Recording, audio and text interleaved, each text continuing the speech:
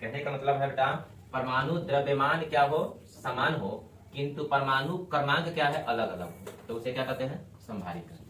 समभारिक में क्या होता है, वैसे तत्व जिनमें परमाणु द्रव्यमान समान हो और परमाणु क्रमांक अलग अलग हो। इसका मतलब आते हैं एग्जाम्पल में।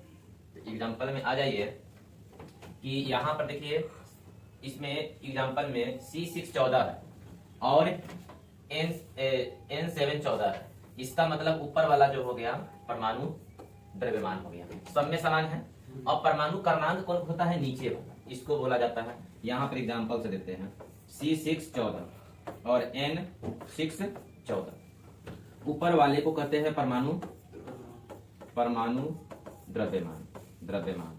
तो परमाणु द्रव्यमान तो बराबर है, इसमें भी परमाणु द्रव्यमान अब परमाणु द्रव्यमान क्या है, इसमें दोनों में क्या है, इक्वल टू बराबर है 14 है। इसको कहा जाता है परमाणु संख्या। यहाँ 7 दिया, तो परमाणु जो नंबर है, परमाणु द्रव्यमान है परमाणु क्रमांक। देखिए परमाणु क्रमांक का मतलब संख्या, तो परमाणु क्रमांक क्या है, अलग अलग है, ई 6 है, ई 7 है, तो इसी को कहते हैं समभारिक। किसको समझ में आ गया, आइसो बार इंग्लिश में कहा जाता है। इसको क्या कहा जाता है बेटा, इस तरह की कंडीशन अगर रहेगा तो इसे क्या कहा जाता है, आइसो। किसी को कोई डाउट नहीं होगा, समभारिक समझ में आ गया। चलिए एग्जाम्पल आप लोग से पूछते हैं, एक पूछ लेते हैं। मान लीजिए C614 और इसके बाद में हो जाएगा O814। तो बताइए इसमें परमाणु क्रमांक कौन है, नीचे वाला है परमाणु क्रमांक, ऊपर वाला क्या हो गया, परमाणु द्रव्यमान। ठीक है, इसको क्या कहा जाता है, आइसो। स्पष्ट हुआ। और इसको डिफिनेशन कैसे देंगे, तो वैसे तत्व, ए है ना, दोनों तत्व है, वैसे तत्व जिसके परमाणु द्रव्यमान बराबर हो, परमाणु क्रमांक अलग अलग भिन्न हो, उसे कहते हैं क्या, समभारिक कहते हैं। चलिए यहाँ तक दिक्कत नहीं होगा। अब आते हैं, चलिए इसके बाद जाते हैं समन्यूट्रॉनिक।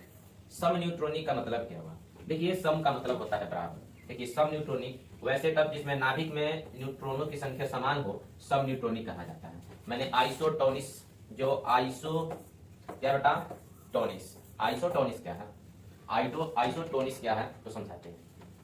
हर कंडीशन में न्यूट्रॉनों की संख्या समान होनी चाहिए, जैसे C14 तथा O8 सुन ले। अब आ जाते हैं इसके बीच की संख्या कितनी है, बताइए तो।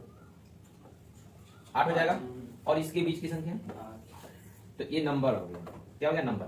जिसमें है ना संख्या, बीच की संख्या समान।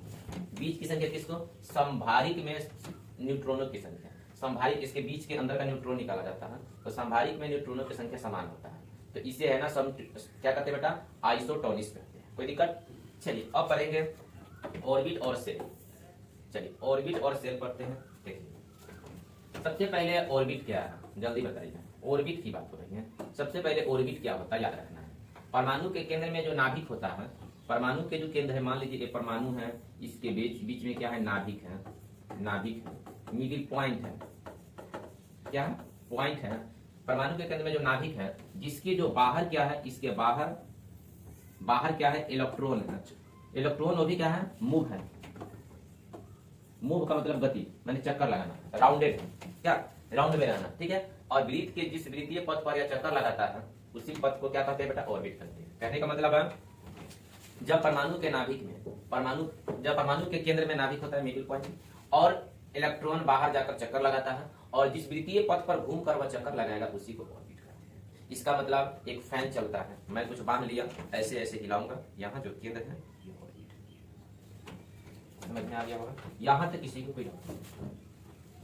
इसके बाद में आते हैं, थोड़ी सी ध्यान देंगे। देखिए जो परमाणु के, यहाँ याद रखना है बेटा, ऑर्बिट को क्या क्या चीज से दिखाया जाता है, तो याद रखना है ऑर्बिट को क्या क्या चीज से दिखाएंगे। इसको दिखाएंगे बेटा K, L, M और M, याद रखना। ऑर्बिट को K, L, M 4 चीज से दिखाया जाता है, K, L, M, N, O और भी हो सकता है, लेकिन मुद्दा है ना K, L, M याद रखना है, ऑर्बिट को इससे दिखाया जाता है। अब आते हैं बेटा थोड़ा सा देखिए,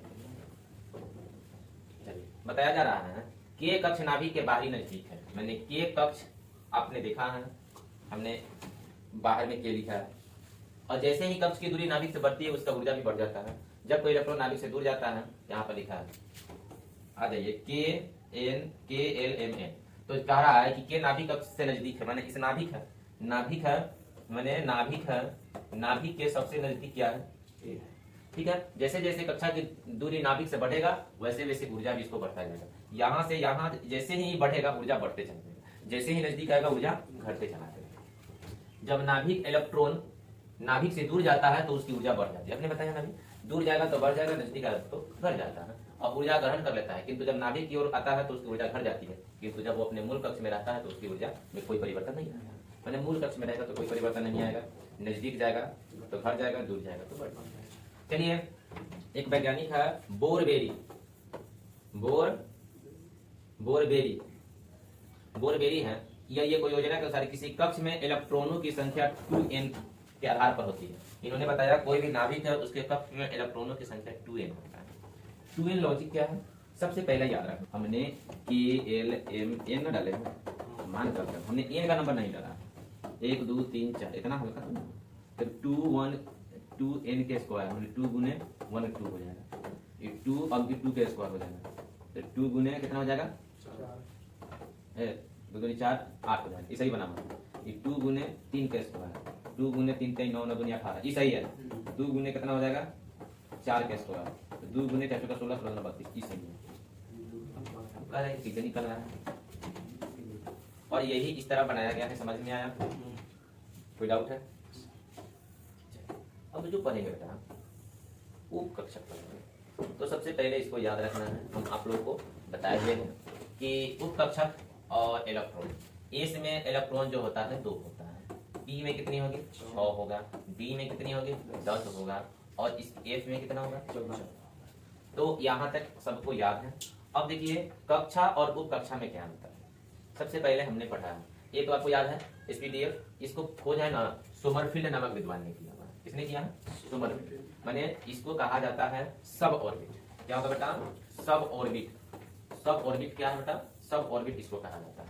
इसका खोज किसने किया बेटा? सोमर। क्या है? सोमर क्या है बेटा? फील्ड है, हाँ सोमर फील्ड किया हुआ है। कौन किया बेटा? सोमर फील्ड किया हुआ है। चलिए, और इन्होंने क्या खोज किया? SPDF।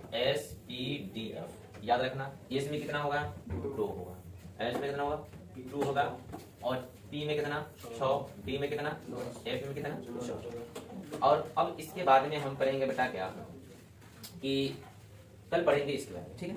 अब इतना रोका ना वीडियो।